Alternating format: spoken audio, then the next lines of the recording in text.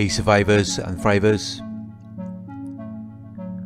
In this video I am going to be discussing why narcissists put in so much time and effort to secure you as a source of supply, just to sabotage it in the end. Please like, comment, share and subscribe.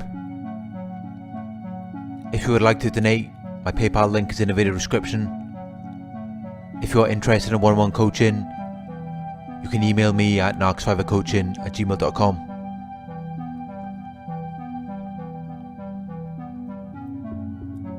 Why do narcissists try so hard and then sabotage? When they first meet you, you are perfect. But naturally, time will reveal a fault or mistake, a flaw or imperfection. No one is perfect. This causes the narcissist to devalue you. You suddenly go from being all good to all bad, due to their black or white thinking, good or bad mentality. They have to think this way to function. How they see you reflects on how they see themselves. They cannot appreciate you. The root of narcissism is their pathological envy and jealousy. Your talents, qualities and traits trigger them to reflect on their weaknesses or insecurities. This triggers them to devalue you, as how they see you reflects on how they see themselves. At some point they have to see you as all bad, to see themselves as all good. If they don't, they will be forced to accept their own weaknesses or insecurities. And this is something a narcissist is not going to do.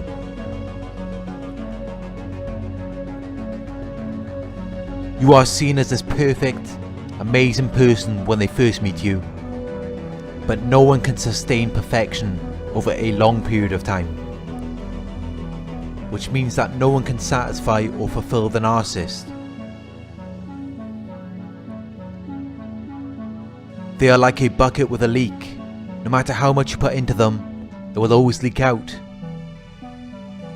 You can keep filling them up with attention, validation, approval and admiration, but it will never sustain them.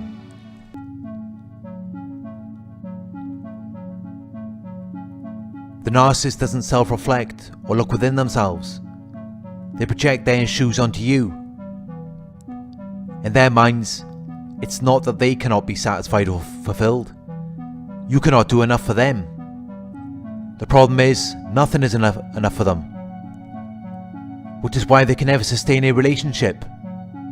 As soon as it gets tough, when it's time to put in the work to sustain the relationship, they are out of there.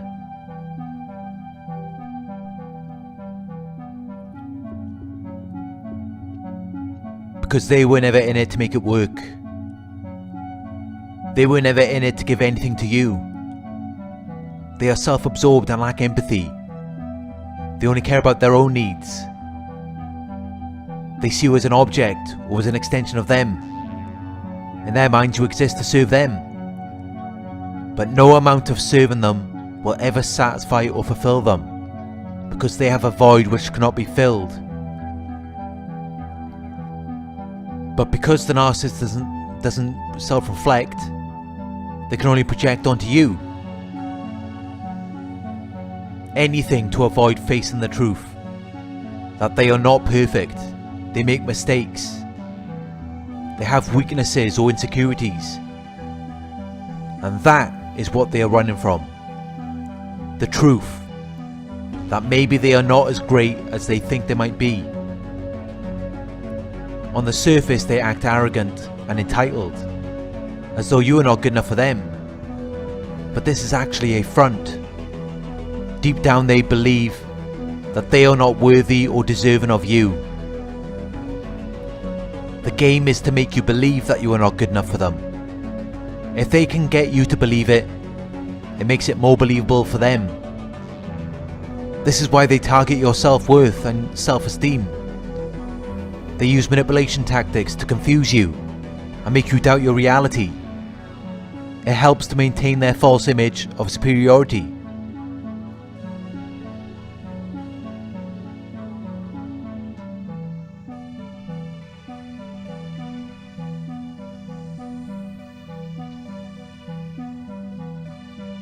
From the beginning of the relationship, they always felt as though they were not worthy or deserving of you. They knew from the beginning that the relationship was going to end. They believed that at some point you were going to start noticing all of their faults, mistakes, flaws and imperfections, and you were no longer going to find them attractive. You were no longer going to be interested in them. The narcissist was once a victim who was abused and devalued religiously.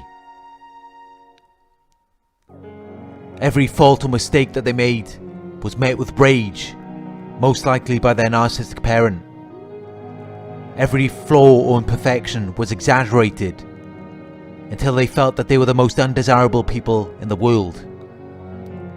Over time it became ingrained into their heads that unless you are perfect or completely flawless, you will never be loved.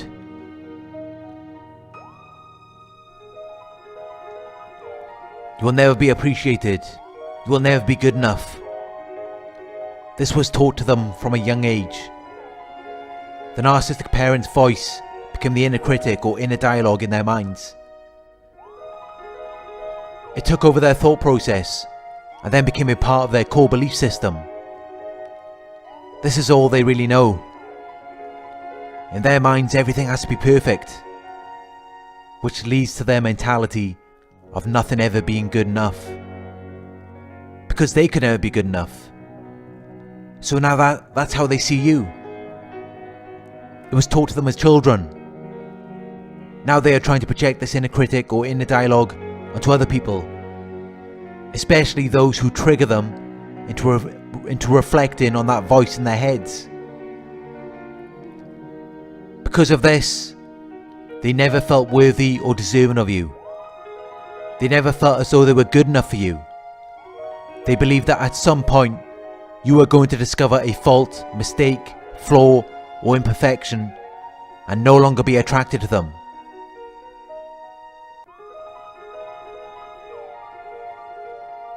As they became more aware of everything you had to offer, your qualities, talents and traits, everything good that was going on in your life, it triggered them to reflect on the lack of their own qualities, talents and traits, and how they didn't have much going on in their lives. This is where it became a competition, and then they were constantly trying to devalue you and everything that you were doing. They wanted to project their feelings of worthlessness and insignificance onto you. They were constantly trying to compete with you, trying to prove themselves to you. But really it's all about them and how they feel. They are trying to regulate their emotions, trying to project their self-hatred onto you. And this results in them self-sabotaging and destroying the relationship. The relationship which they never felt worthy or deserving of. In the end it becomes a self-fulfilling prophecy. Because of their thoughts, feelings and beliefs.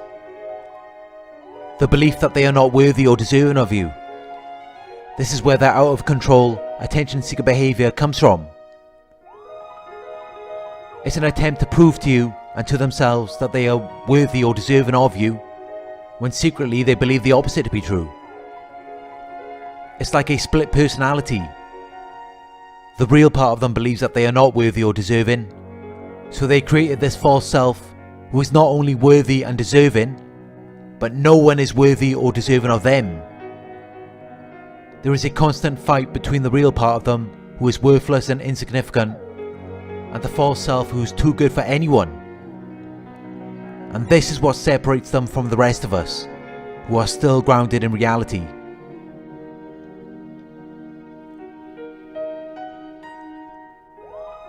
This is what compels them to constantly compete with you and prove themselves to you. This is why it can seem so contradictory. When they act like they love themselves and you're not good enough for them, yet they're the ones who are constantly showcasing their qualities, talents or traits.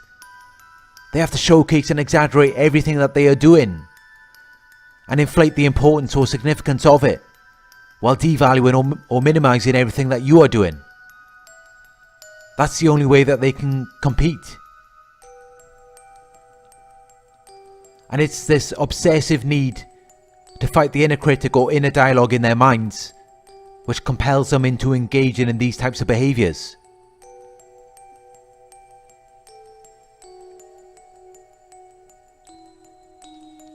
It all starts with their thoughts, which leads to their feelings of hatred, anger, envy, jealousy, fear, guilt or shame. These emotions then lead to their actions or behaviours. They are acting on their weak, uncontrollable emotions rather than logic or reasoning. A relationship without logic or reasoning could end at any moment, especially when it is based on out of control emotions. It's very unpredictable. This is what creates the illusion of excitement. It's like an emotional roller coaster with ups and downs, and you never know what's around the corner. It creates an addiction. And if you are from a dysfunctional family, you will be naturally attracted to these types of people.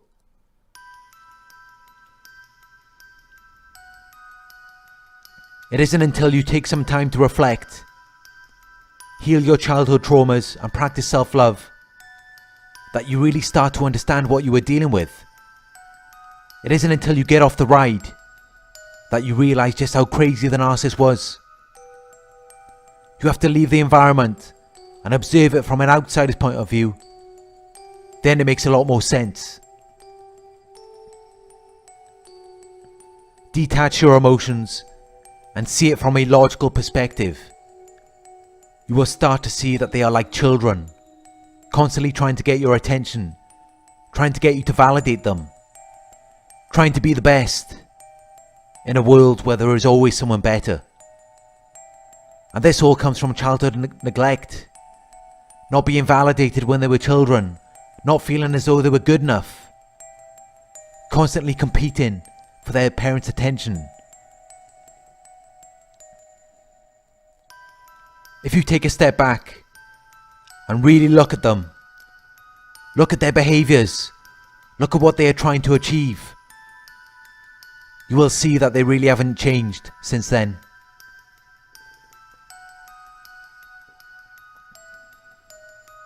They never got the attention or validation when they were children. This has led them to an endless road where they are now constantly chasing this attention or validation from other people.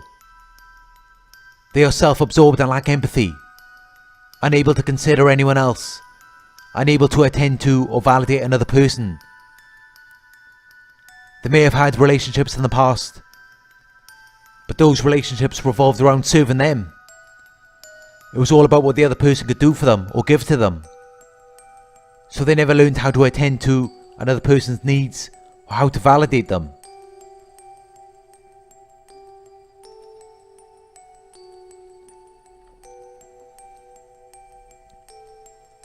When you first meet them, it's all about impressing you. But once they've got your attention or validation, all they care about is what you can do for them. Narcissists do not self-reflect for long periods of time, so that attention or validation never heals their inner child. Instead, it goes to the narcissist's false self, the part of them that can never get enough, can never be satisfied or fulfilled. So they remain in a state of being self-absorbed and lacking empathy. And it's all because somewhere in there is a child who just wants to be appreciated, just wants to be loved. And you may be thinking, wow, that's great. I want to be appreciated of them. I want to love them. But it isn't that simple. The appreciation or love which they so desperately crave or desire from you is also the very thing that the inner critic or inner dialogue has been programmed to block or deny. This goes back to what I said about their narcissistic parent and how they were constantly told as children that they are not good enough or they are not meant to be loved. This was really ingrained into their minds, so that now they cannot efficiently perceive any acts of love or kindness once you have got to know them, once you know what they are about, Narcissists are not interested in people who are interested in them. They only want people to validate their false selves and their illusions. If you are around them enough, it is only a matter of time until you get to know them, and that is when they begin to lose interest. Because they were always told that the real them is not good enough. That part of them is not worthy or deserving of love or appreciation. So as you get close to them, as you get to know them, they will appear to act out for no reason. Like they want to make you hate them. Just to validate the narcissistic parents' programming in their minds that they are not meant to be loved. They will even look for evidence of this in your words, actions and behaviours. Anything to support the narrative that you are against them, or you don't really love or care about them. Then they will focus on that day after day. The same argument or disagreement about something you've said or done, which may never have been intended to hurt them. But they have to see it that way to support the narcissistic parents' programming. If they cannot find any evidence to support this, they will push and provoke you until they do. Until whatever narrative or belief they have in their minds becomes a reality. It has to be in sync for them to feel comfortable.